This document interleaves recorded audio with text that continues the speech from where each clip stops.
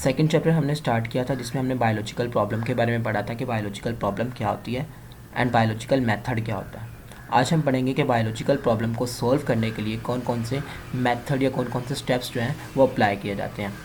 तो इनमें सबसे पहला जो स्टेप है उसका नाम है recognition of biological problem. Recognition का क्या मतलब होता है? रिकॉग्निशन एक इंग्लिश का आम वर्ड है जिसको जो रिकॉग्नाइज से निकला है। एंड रिकॉग्नाइज का मतलब होता है पहचान करना, शनाख्त करना। तो किसकी पहचान करना? बायोलॉजिकल प्रॉब्लम की पहचान करना। बायोलॉजिकल प्रॉब्लम की पहचान किस तरह की जा सकती है? तो इसके दो तरीक़ाकार हैं, 2 वेज़ है जिनसे बायोलॉजिकल प्रॉब्लम की रिकॉग्निशन होती है। या तो कोई बायोलॉजिकल प्रॉब्लम, चूँकि ये एक क्वेश्चन होता है, हमने कल पढ़ा था, ये किसी साइंटिस्ट या बायोलॉजिस्ट के माइंड में डायरेक्टली आ जाता है। अदरवाइज़ उसका कोई कुलीग उससे पूछता है। तो ये दो मेथड है जिससे बायोलॉजिकल प्रॉब्लम को रिकॉग्नाइज़ किया जाता है। तो these are the 2 ways of recognition of biological problem. तो बायोलॉजिकल प्रॉब्लम डिफरेंट टाइप्स की हो सकती हैं, जैसे कि लाइफ एट मार्स आजकल का एक मसला है, सिंगल सेल प्रोटीन एक प्रॉब्लम है, जेनेटिक इंजीनियरिंग, ये सारे डिफरेंट टाइप्स की बायोलॉजिकल प्रॉब्लम्स और बायोलॉजिकल इश्यूज़ हैं। बायोलॉजिकल प्रॉब्लम एक बार रिकॉग्नाइज कर लिया है, इसके बाद जो नेक्स्ट स्टेप होता है उसको बोला जाता है कलेक्शन ऑफ ऑब्जर्वेशंस। ऑब्जर्वेशंस को कलेक्ट करना। अब ऑब्जर्वेशन की कलेक्शन से पहले हम ये पढ़ लेते हैं कि ऑब्जर्वेशंस क्या होते हैं। ऑब्जर्वेशन वो स्टेटमेंट्स होती हैं जिनको हम अपनी पांचों सेंसेस के ज़रिए से बनाते हैं, बिल्डअप करते हैं, which are made with our 5 senses. उनको हम ऑब्जर्वेशंस का नाम देते हैं। और हमारी वो 5 सेंसेस कौन कौन सी हैं? हमारी उन 5 सेंसेस में इंक्लूडेड है sense of vision.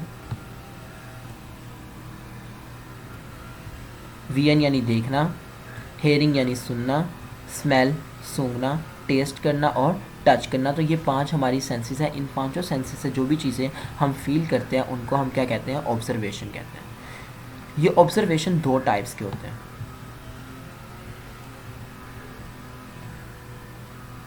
Quantitative observation और क्वालिटेटिव ऑब्जर्वेशंस।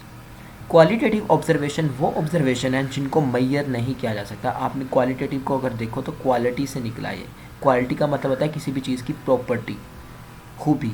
तो क्वालिटेटिव वो ऑब्जर्वेशन होते हैं जिनको मैयर नहीं किया जा सकता और ना ही उनको नंबर्स की शक्ल में लिखा जा सकता है। जैसे कोई चीज़ सफ़ेद है तो क्या हम उसको नंबर की शक्ल में लिख सकते हैं? नहीं लिख सकते हैं। तो ये क्वालिटेटिव ऑब्जर्वेशन है। इसी तरह क्वांटिटेटिव ऑब्जर्वेशन वो ऑब्जर्वेशन होते हैं जिनको मैयर भी किया जाता है और नंबर्स की शक्ल में रिकॉर्ड भी किया जाता है। जैसे कि किस चीज़ के ऊपर कोई फोर्स अप्लाई की जाएगी तो ये एक क्वांटिटी है जिसको मैयर भी किया जा सकता है।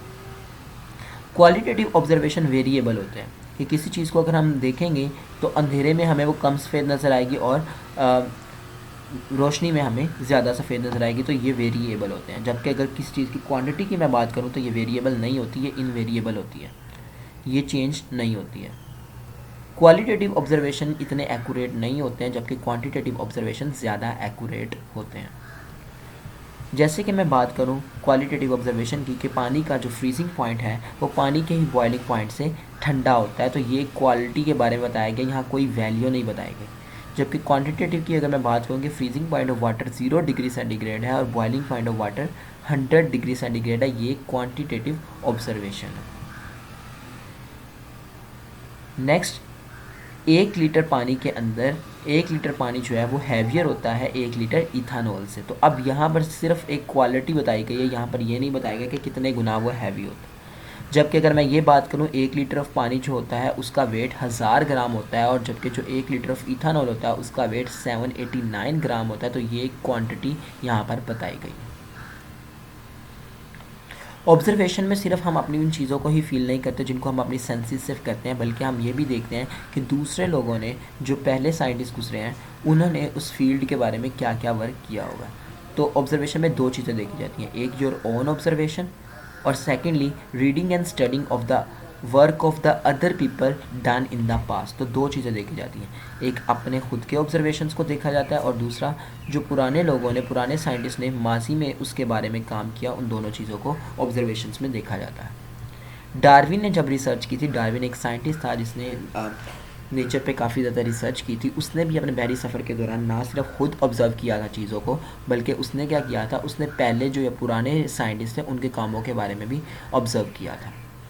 ऑब्जर्वेशन के बाद जो नेक्स्ट स्टेप आता है उसको बोला जाता है साइंटिफिक ऑब्जर्वेशन। ऑब्जर्वेशन को साइंटिफिक ऑब्जर्वेशन में कैसे कन्वर्ट किया जाता है, उसके लिए इन ऑब्जर्वेशंस को ऑर्गेनाइज़ किया जाता है। ऑर्गेनाइज़ का मतलब होता है तरतीब दिया जाता है, उससे ये ऑब्जर्वेशन कन्वर्ट हो जाते हैं साइंटिफिक ऑब्जर्वेशंस में। इस प्रोसेस को डाटा ऑर्गेनाइजेशन का प्रोसेस का नाम दिया जाता है। अब ये डाटा ऑर्गेनाइजेशन क्या होता है,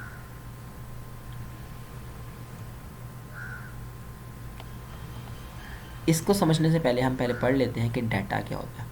डाटा कोई भी इंफॉर्मेशन होती है जिसको हम, जैसे कि नेम्स वगैरह हैं या डेट्स वगैरह हैं या कोई भी वैल्यूज़ वगैरह हैं जिनको हम जो कि हमें ऑब्जर्वेशन से मिलती हैं, इनको हम नाम देते हैं डाटा का। This is definition of data. तो डाटा को हम क्या करते हैं, सबसे पहले कलेक्ट करते हैं, उसके बाद उसको ऑर्गेनाइज़ करते हैं। तो डाटा को ऑर्गेनाइज़ करने के डिफरेंट तरीक़ाकार होते हैं, जैसे कि हम ग्राफिक्स की शक्ल में करते हैं, टेबल्स की शक्ल में करते हैं, फ्लो चार्ट्स बना लेते हैं या मैप्स बना लेते हैं, बहुत से डायग्राम्स बनाकर डाटा को ऑर्गेनाइज़ कर लेते हैं। डाटा को ऑर्गेनाइज़ करने की इंपॉर्टेंस ये है कि इससे हमें quality of observation and experimentations मिलती हैं। तो आज हमने पढ़ा कि बायोलॉजिकल प्रॉब्लम्स को सॉल्व करने के लिए पहला स्टेप कौन सा था, recognition of biological problem, and the second step was observation की कलेक्शन करना, और ऑब्जर्वेशन की कलेक्शन के बाद साइंटिफिक ऑब्जर्वेशन बनाना और डाटा ऑर्गेनाइजेशन किस तरह की जाती थी, हमने इसके बारे में आज पढ़ा।